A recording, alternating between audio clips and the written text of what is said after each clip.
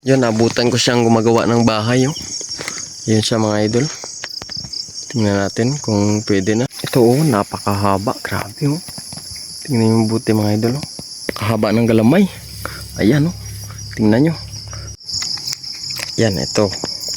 Ito ang maganda. Oh. Ganda ng tsura. Gumagawa ng bahay. Ayan. Medyo pula na pagka brown. Oh, sipag oh. Kagawa pa lang ng bahay ito mga idol. Oh, ayan. Napakahalaki ng bahay. Oh, kalawak ng bahay oh. Ayos. Maganda tong size na to.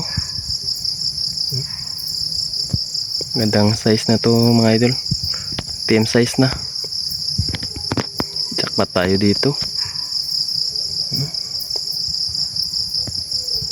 Hanggang paikot siya ng paikot hanggang matapos yung bahay niya. Kunin natin to. Pwede na. Pwede na lagaan mga idol. Oh. Yan. Yan, napakalaki nito mga idol. Oh. Kulay ano, brown. Oh. Laki yung tiyan pero yung galamay pwede na. Parang good size na rin. Maganda rin yung ano, kulay niya. Buti na kita natin kasi medyo masukal. Yung sukal tong area na to mga idol. Oh. Tingnan nyo mabuti. Kanyang kulay. Oh. Ito yung makapag ano ng flashlight kasi ano, migpat. Kumukurap yung flashlight natin mga idol. Kasi sira na. Ang ganda oh. Ayos. Ito yung bahay niya. Kunin natin yung mga idol. Kunin natin tong gagamba na to para mangitlog. Paitlogin natin kasi buntis yan. Malaki yung tiyan. Kumikinang yung tiyan. Oh. Sobrang laki. Ito oh, napakahaba. Grabe oh. Tingnan yung buti mga idol oh. Yan. Uy. Merong kinain.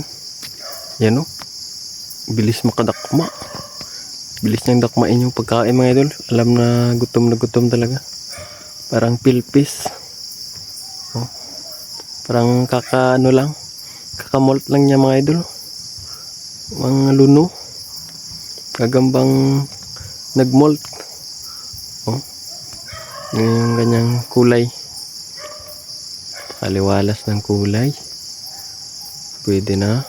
Pwede na siguro to mga idol. Kunin natin to pati yung kinakain niya. Ang ganda oh.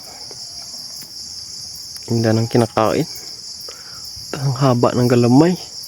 Malalaki yung galamay. Dito lang yan sa ano, sa saging at merong damo.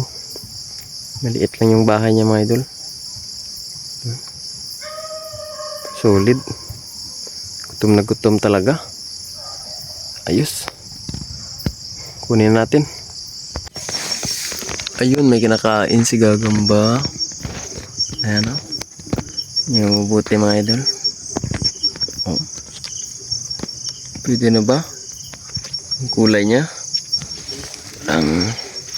Hindi masyado maganda no. O yan. Yan natago. Tapos si gagamba.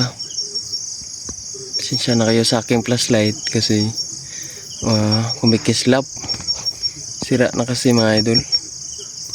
Ito yung gagamba. Ito yung pagkain.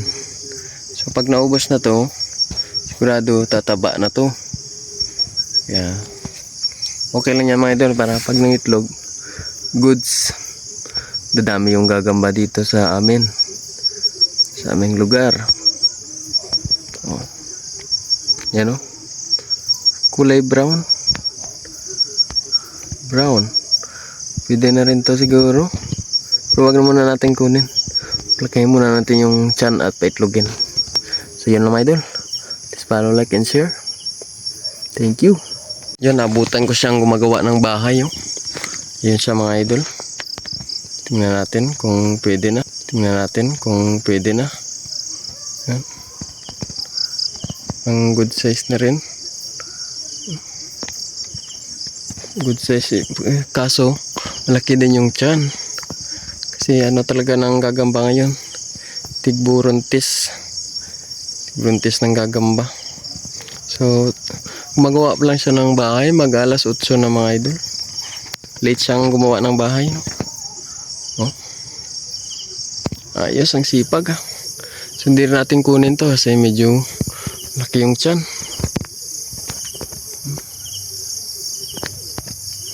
Paitlogin din natin to. Sayang lang kasi mga idol. Pag nakuha natin, hindi nadadami yung gagamba dito.